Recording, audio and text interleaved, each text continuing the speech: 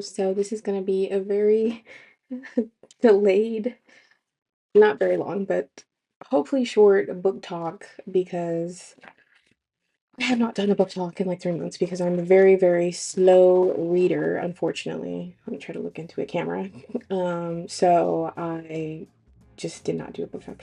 Honestly, like I slow down when I don't like books that much. And so for this book talk, I read Manhattan Transfer by John Dos Passos. I posted a short of it and a TikTok of it, but I wanted to kind of make a longer review, over 60 seconds. So yeah, let's do it.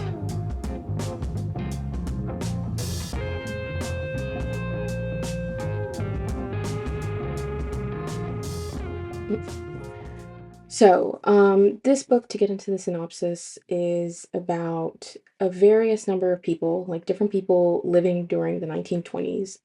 I don't remember if it gives like an exact date, but I do feel like it's 1920s before the stock market crash.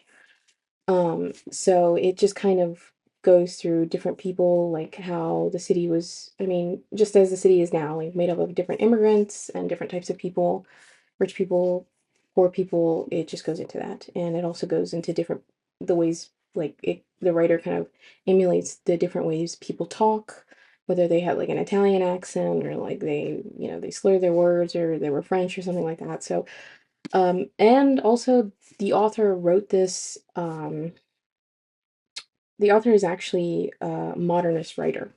So he wrote this during probably during that time, like at least a couple years, maybe a couple years detached from the time, but he lived during this time, which I believe is why he's called a modernist American literature author. So this, I don't think it's necessarily true stories, but it could be very well based off his own experience with people, different people in New York City during the time. So because of that synopsis, I was like, oh, this is a very interesting book. And honestly, it is an interesting book. It's a very, very like cool way of kind of getting like a little screenshot of how screenshot little little screenshot of how people basically were during that time and what they, and obviously it's not a historical account, but you know, we like to look at things obviously like when we think about like taking a course in history or something like that.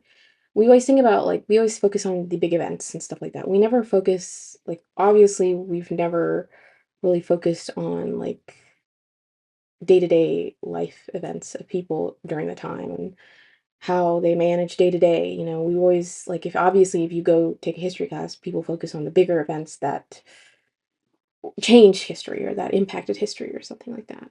Never the day to day. So, this is very interesting from that point of view as well. For me personally, I have to admit the book kind of lost me. Not because well, first off, there are a ton of characters, and sometimes they kind of re-reference the characters, and unless you read this continuously, like continuously read this, you will have a very hard time picking back up and being like, okay, who are they talking about? Like, of course you can read it, obviously, but it focuses on so many different people. You may be like, okay, who am I focusing on in this section or in this section? And it's not by chapters. It's like it has chapters, but people aren't separated by chapters. Like there's different sections in one chapter that focus on multiple characters, which can make it confusing. So unless you read this continuously, that it can become confusing, which I wouldn't say is a pro or a con really.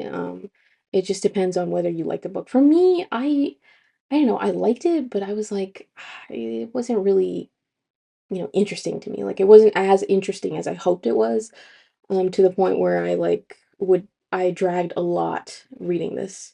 So why I'm reviewing it now in June rather than in February when I started it.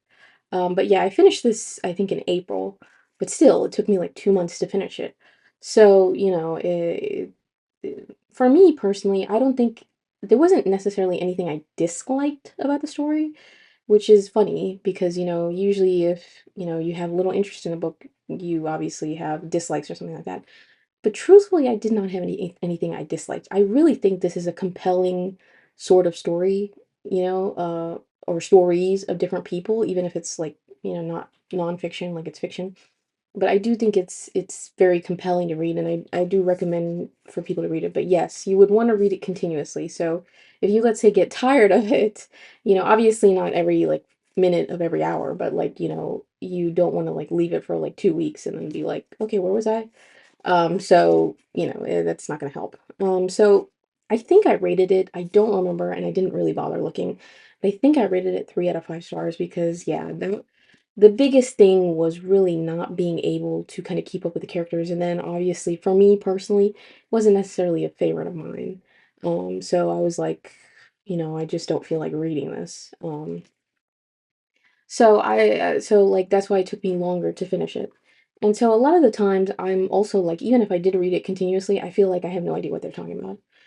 So that was also kind of, again, plays into the, I have no idea what they're, keeping up, and, because yeah, it's, obviously if you don't know what's going on in a book, like it's not really that enjoyable to read it. So it definitely requires a certain level of attention to detail, like way more attention to detail than you would have like reading a regular book, because it is filled with different characters. Now, of course, I remembered some of the characters, and I remembered, what happened in the book, and who was what type of characters they focused on. But sometimes, when I left it for like a couple weeks and I didn't read it, obviously, I forget, I mean, and plus me with my poor memory, obviously I forget even easier. So, but overall, I do think this still, even though I didn't favorite it, I do feel like this is a very compelling book to read. Maybe it's like not for everyone, because again, like sometimes you could get lost in this book and being like, what is going on? But I do feel like it is a compelling plot line, and it's a cool way to maybe not see like, again, it's not nonfiction, it is fiction, but it is a cool way to see how the author kind of plays out all these different people he's maybe come across or, observed in a fictional story. So yeah, that is my little short review, a 7 minute short. I mean, I usually post 30 or 20 minute videos, so but yeah, I will be returning with another book talk. I realized I did not review it on here, and it's going to be out by Natsuo Kirino. It is a Japanese author. It's a book I read a while ago, but it is a very, very, very interesting book. Very graphic, depraved, great book, honestly. And I hope to review that soon. And I hope to have my movie that changed my life posted as well. I filmed it, but then I was like, I did not like the filming because I got interrupted and I think my audio is off, so I was like, and I'm just gonna redo it. So yeah, that's gonna be the move.